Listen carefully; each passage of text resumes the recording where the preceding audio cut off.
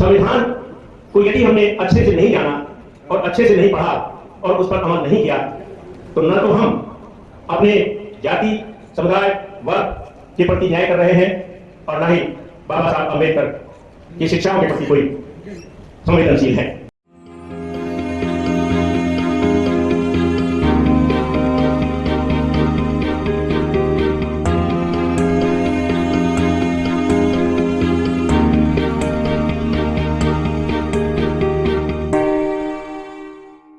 मंच दरभंगा की ओर से आयोजित आज का ये सम्मेलन और इस सम्मेलन में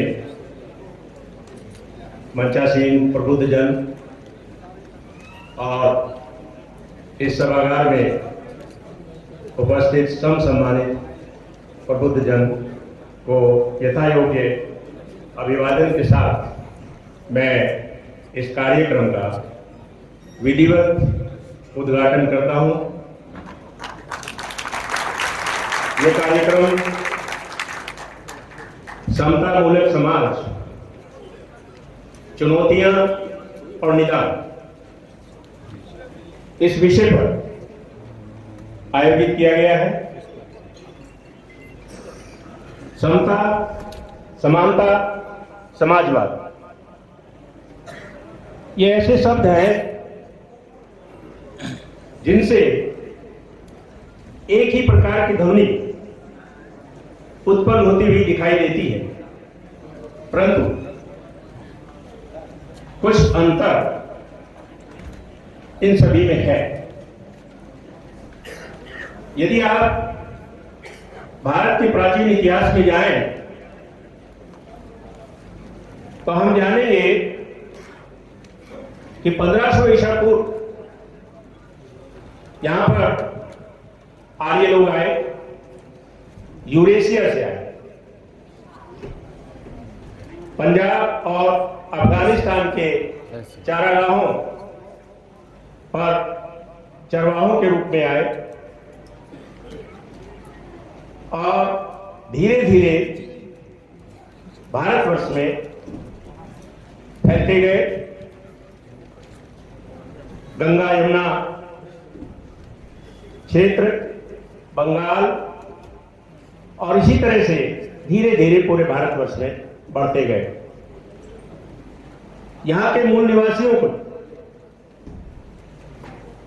जिनमें किसी प्रकार का कोई भेदभाव आपस में नहीं था, उनसे उनका संघर्ष हुआ और उस संघर्ष के साथ धीरे धीरे उन्होंने समाज में ऐसी असमानताएं पैदा कर दी जो एक समता मूलक समाज के लिए अभिशाप बन गए। पहले उन्होंने कार्यों से संबोधित किया, बाल काटने वाले को नाई, कपड़ा धोने वाले को धोबी, खेती किसान करने वाले किसान, चमड़ा का काम करने वाले को चमार, और इसी प्रकार जो भी जिस कार्य में व्यक्ति था उसको उन्होंने संज्ञा दी और उसी संज्ञा को बाद में आकर जाति में परिवर्तित कर दिया गया। जो जातियां भारतवर्ष में नहीं थी, उन जातियों की उत्पत्ति आर्यों के द्वारा की। बौद्ध काल, जैन धर्म काल के बाद जो संघर्ष शुंग काल में आर्यों ने किया या ब्राह्मणों ने कहिए किया, उससे इस देश की स्थिति ही बदल गई। 112 वर्ष का काल ऐसा कार्यकाल था भारत के इतिहास में जिसने भारत के समाज में सारी विषमताएं पैदा कर दी और ऐसी विषमताएं कि गरीब और गरीब होता चला गया, और सारे संसाधनों पर कब्जा आर्यों के द्वारा कर लिया गया। फिर एक समय आया 700-800 साल की गुलामी के बाद भारत आजाद हुआ, हमें एक संविधान मिला और वह संविधान समता और समाजवाद पर आधारित संविधान है। समाजवाद की उत्पत्ति के जनक कार्ल मार्क्स रहे हैं और गांधी जी उनके अनुयायी थे। हमारे जो सब संविधान की जो व्यवस्थाएं हैं उनमें कार्ल मार्क्स के द्वारा जो समाजवाद की व्यवस्था थी उसका असर कम रहा, गांधी जी के समाजवाद की व्यवस्था का असर रहा। कार्ल मार्क्स हर हालत में समता चाहते थे, चाहे वो हिंसा भी करके लेनी पड़े तो कार्ल मार्क्स हिंसा का भी समर्थन करने को तैयार थे।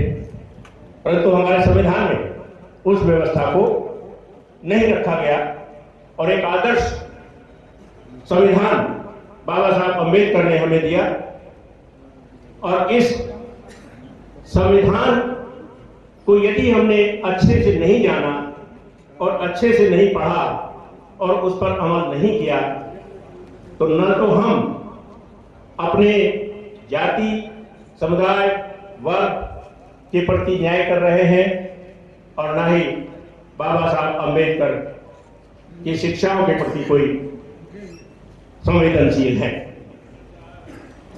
बाबा साहब ने जो व्यवस्थाएं संविधान में की है, शेड्यूल कास्ट, शेड्यूल ट्राइब के लिए अलग से व्यवस्थाएं, समाज के शैक्षणिक और सामाजिक रूप से पिछड़े व्यक्तियों के लिए अलग व्यवस्थाएं उन्होंने की है। अभी हम पिछड़ी जातियों को, जिसमें एससी, एसटी, ओबीसी और माइनॉरिटी सम्मिलित है, यह समझना होगा कि बाबा साहब ने केवल एससी और एसटी के लिए ही नहीं किया, बाबा साहब ने अन्य पिछड़ा वर्ग के लिए भी संविधान में जो व्यवस्थाएं की है वो उनकी इस चीज का प्रतीक है कि वो समाज के हर वर्ग के प्रति संवेदनशील थे। परंतु हमने एक बहुत ही अतार्किक और कम बुद्धि के हिसाब से बाबा साहब को केवल एससी और एसटी तक सीमित करके रख दिया है। हमें उस अतार्किक और छोटी बुद्धि से आगे बढ़ना होगा और अपने भाइयों एससी, एसटी, मैंने देखा है जो तैयार खड़े हैं ओबीसी का जो सहयोग करने के लिए, उनका सहयोग लेना होगा। यदि हम उनका सहयोग नहीं लेते हैं तो हम समाजवाद की या समतामूलक समाज की कल्पना नहीं कर सकते हैं, क्योंकि एक प्रकार से हम विभाजन की रेखा अपने अंदर खींच रहे हैं। समतामूलक समाज हम तभी बना सकते हैं जब हम सामाजिक रूप से सबको समान माने। हमारे संविधान में अनुच्छेद 14 से 18 तक समानता की बातें, समानता के जो प्राविधान वो किए गए हैं। विधि के समक्ष समानता सबसे बड़ी समानता है। हम मनुष्य हैं, प्रत्येक मनुष्य वो किसी भी जाति का हो, किसी भी वर्ग का हो, किसी भी समुदाय का हो, किसी भी धर्म का हो, विधि के समक्ष समान है। परंतु जहां आप ये समझे कि देश के संसाधनों का बंटवारा किया जाना है, वहां पर हम समानता का सिद्धांत लागू नहीं कर सकते। समानता का अधिकार लागू करने का तात्पर्य होगा कि जो व्यक्ति अगड़ा है या बड़ा है, चाहे वो पिछड़े समाज में ही हो और चाहे दूसरे वर्ग में हो, यदि समान संसाधनों का वितरण किया जाएगा तो समता मूलक समाज का निर्माण कभी नहीं हो सकेगा। समता मूलक समाज बनाने के लिए एक पैरामीटर तय करना होगा कि समाज के देश के संसाधनों का बंटवारा किस तरह से किया जाए। यदि संसाधनों का बंटवारा बराबर किया जाता है तो कभी भी असमानता दूर नहीं हो पाएगी। असमान लोगों में समानता का भाव नहीं, कि समानता के भाव से बंटवारा नहीं हो सकता है। इसलिए समता की ओर बढ़ना होगा।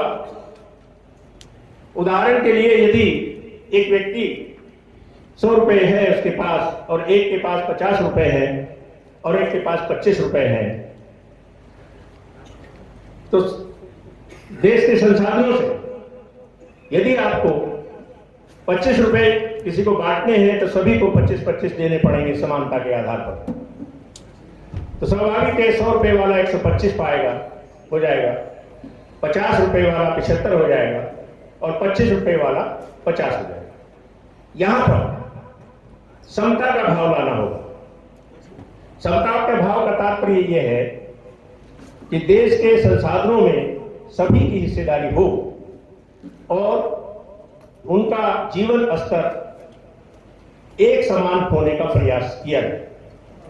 इसलिए हमें एक तरीका तो यह होगा कि हम 25 रुपया तो 50 वाले को 50 वाले को दे दें, तो 50 वाले को 100 रुपया बराबर करने के लिए 50 रुपए तो 50 वाले को दे दें और 25 रुपए पाने वाले को 75 रुपए दे दें, तो एक समता का आभास होगा।